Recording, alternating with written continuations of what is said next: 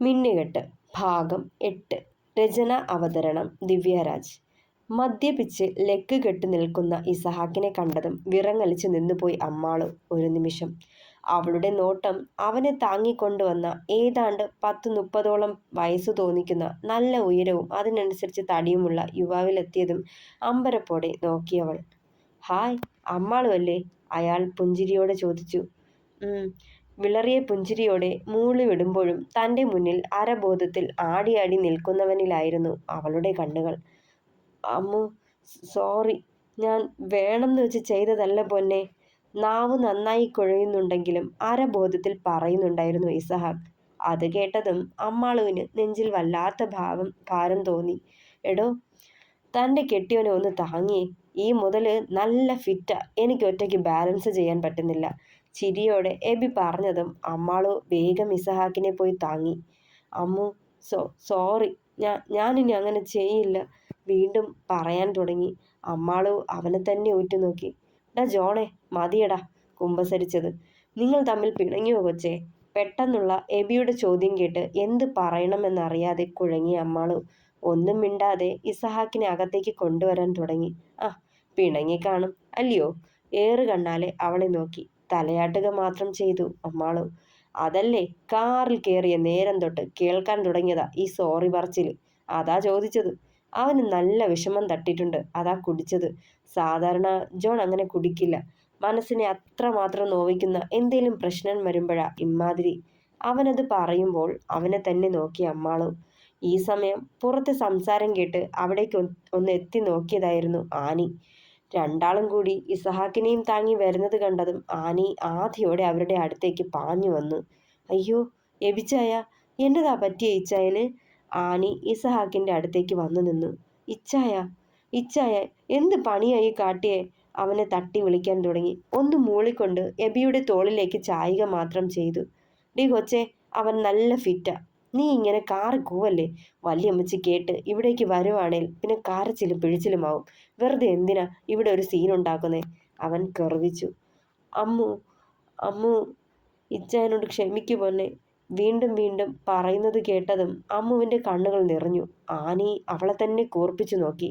D Ammalu, എന്നതാ സംഭവം? നീ ഇച്ചായനുമായി വഴക്കിട്ടോ? അവളെ ഒന്നിരുത്തി നോക്കി ആനി. ഇല്ലെന്ന് തലയാട്ടി അമ്മാളു ദൈന്യതയോടെ. ഡി, നീ അകത്തേക്ക് കയറി പോണുണ്ടോ? അവർ ഭാര്യയും ഭർത്താവുമാവുമ്പോൾ ചിലപ്പോൾ ഇണങ്ങിയെന്നും പിണങ്ങിയെന്നും വരും. നീ അത് ചോദിക്കണ്ട. അവളുടെ ചോദ്യം ചെയ്യല് കേട്ട് എബി അവളെ കൂർപ്പിച്ചു നോക്കി. അല്ല എബിച്ച, ഇച്ചായന് നല്ല വിഷമമുണ്ടാക്കുന്ന എന്തോ ഉണ്ടായി. അതാ ഇച്ചായൻ ഇങ്ങനെ കുടിച്ചിട്ട് വന്നത്. കണ്ണുകൾ നിറഞ്ഞു അവളുടെ. ഓ പിന്നെ, നിന്റെ ഇച്ചായന് മാത്രമേ ഉള്ളൂലോ വിഷമങ്ങൾ. അവൻ എന്നതേലും വിഷമമുണ്ടേൽ അവൻ നോക്കിക്കോളും. കൊച്ചു പോയേ, അവളെ വിരട്ടിക്കൊണ്ട് പറഞ്ഞു എബി. അവർ ഹാളിലേക്ക് കടന്നതും കത്രീനാമ്മയുടെ വീൽചെയറും തള്ളിക്കൊണ്ട് സോഫി അവിടേക്ക് എത്തിയിരുന്നു. അയ്യോ ജോണിന് എന്നതാ മോനെ? അവൻ കുടിച്ചിട്ടുണ്ടോ? സോഫി ഓടി അവരുടെ അടുത്തേക്ക് ചെന്നു. അത് സോഫി ആൻറ്റി, എന്നതാ കാര്യമെന്ന് അറിയാൻ പാടില്ല. ഞങ്ങളുടെ ബാറിൽ നിന്ന് കുറേ മുന്നേ കോള് വന്നിരുന്നു. ഇവൻ അടിച്ച് ഫിറ്റായി എണീക്കാൻ കൂടി കഴിയാതെ നിൽക്കുമെന്നും പറഞ്ഞ് പിന്നെ ചെന്ന് കൂട്ടിയതാ. ചെറുചിരിയോടെ എബി പറഞ്ഞു. അയ്യോ, ജോണിക്കുട്ടനെയാണോ കൊണ്ടുവരുന്നേ? ഒന്ന് സൂക്ഷിച്ചു നോക്കിക്കൊണ്ട് കത്രീനാമ്മ നെഞ്ചിൽ കൈവച്ചു. സോഫിയെ, എന്നാടി പറ്റിയത് എൻ്റെ മോന്? കർത്താവേ, എൻ്റെ ചെറുക്കൻ പുലമ്പിക്കൊണ്ട് അവരിരുന്ന് കരയാൻ തുടങ്ങി. ഒന്നുമില്ല വല്യമ്മച്ചി, അവൻ ഇച്ചിരി ഫിറ്റാ. രാവിലെ ആവുമ്പോൾ കെട്ടുവിടും, അപ്പോൾ ഓക്കെ ആവും. എബി എന്തൊക്കെ പറഞ്ഞിട്ടും 3 പേരും കരയുന്നുണ്ടായിരുന്നു. എന്നാലും എൻ്റെ മോൻ എന്തോ നെഞ്ചു നീട്ടണത് കൊണ്ട് നടക്കുക. അതാ ഇങ്ങനെ കുടിച്ചത്. പിന്നെയും കരയാൻ തുടങ്ങി കത്രീനാമ്മ. ഈ സമയം അമ്മാളു എല്ലാവരെയും നോക്കുന്നുണ്ടായിരുന്നു. അവൻ്റെ മനസ്സിലെ ദുഃഖം താൻ കാരണമാണെന്ന് ഓർത്തതും കുറ്റബോധം തോന്നി. അതേസമയം അവരെല്ലാവരും കരയാൻ കാരണവും താൻ തന്നെയാണല്ലോ എന്നോർത്ത് നോവും തോന്നി അവൾക്ക്. ഈ ഒരു ചെറിയ കാര്യത്തിന് ഇങ്ങനെയാണെങ്കിൽ എല്ലാ സത്യങ്ങളും ഇച്ചായൻ അറിയുമ്പോൾ എന്താവുമെന്നോർത്തതും അടിമുടി വിറയോടെ അവൾ മുന്നോട്ട് നടന്നു. റൂമിൽ ചെന്നെത്തിയതും അവനെ കൊണ്ട് കട്ടിലിൽ കിടത്തി എബി. എൻ്റെ കൊച്ചേ, നീയും കൂടി കരയല്ലേ? അമ്മാളുവിൻ്റെ ഏങ്ങലടികൾ ഉയർന്നതും എബി ശാസനയോടെ പറഞ്ഞു. നീ എന്ന് വെച്ചാൽ അവന് പ്രാണനാ. ഇത് ഇപ്പോൾ ഞാൻ പറഞ്ഞാലും കൊച്ചിന് മനസ്സിലാവില്ല. നീ അവനോട് മുഖം കറുത്ത് സംസാരിക്കാതിരിക്കാൻ ഒന്ന് ശ്രദ്ധിച്ചേക്കണേ. പ്രാണനെ പോലെ സ്നേഹിക്കുക അവൻ നിന്നെ. അതാ ഒന്ന് പിണങ്ങിയപ്പോൾ തന്നെ ഇങ്ങനെ ഉണ്ടായത്. അവനത് പറയുമ്പോൾ അമ്മാളുവിൻ്റെ കണ്ണുകൾ കുഴഞ്ഞുകിടന്ന പിച്ചും പേയും പറയുന്ന അവനിൽ തന്നെയായിരുന്നു. ദേ കൊച്ചേ, ഞാൻ ഇറങ്ങാം. എന്ത് പ്രശ്നമാണേലും രാവിലെ തന്നെ പറഞ്ഞു തീർത്തേക്കണേ. മറുപടിയായി അതെ എന്നവൾ തലയാട്ടുമ്പോൾ എബി ചെറുചിരിയോടെ പുറത്തേക്കിറങ്ങിപ്പോയിരുന്നു. അമ്മാളു വാതിൽ ചേർത്തടച്ചിട്ട് അവൻ്റെ അടുത്തായി വന്നിരുന്നു. വല്ലാത്ത കുറ്റബോധം തോന്നി. തന്നെ ഇങ്ങനെ സ്നേഹം കൊണ്ട് പൊതിയുന്നവനെ ദ്രോഹിക്കാൻ ഒരിക്കലും കൂട്ടു നിൽക്കില്ലെന്ന് മനസ്സിൽ ഉറപ്പിച്ചു അവൾ. അമ്മു, ഇച്ചായനോട് പിണങ്ങല്ലേ, ഇച്ചായനോട് പിണങ്ങല്ലേ. മയക്കത്തിലും പുലമ്പിക്കൊണ്ടിരുന്നവൻ അവനടുത്തായി കട്ടിലിൽ ഇരിക്കുമ്പോൾ നേരത്തെ എഡ്ഡി പറഞ്ഞ കാര്യങ്ങളായിരുന്നു മനസ്സിൽ.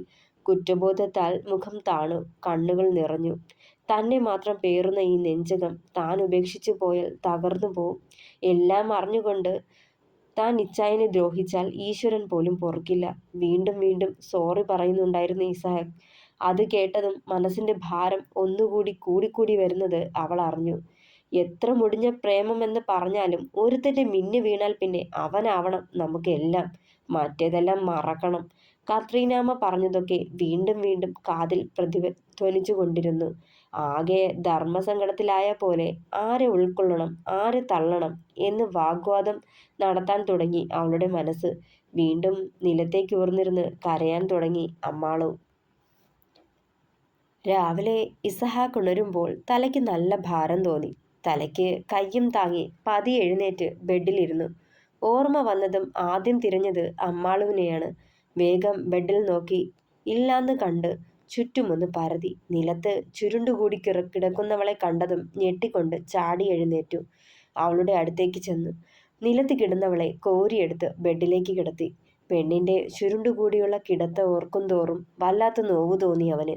അമ്മു, അമ്മു, എണീക്കടാ. ഏയ്, അവളെ തട്ടി വിളിച്ചു തുടങ്ങി. കണ്ണുകൾ ചിമ്മി തുറന്നതും അവൻ്റെ മുഖം കണ്ടു. കണ്ണെടുക്കാതെ ആ കാപ്പിക്കണ്ണുകളിലേക്ക് തന്നെ നോക്കിയിരുന്നു പോയവൾ. പ്രണയത്തോടൊപ്പം കരുതലും കുറ്റബോധവും ഒക്കെ കണ്ടു ഇന്നാ മിഴികളിൽ.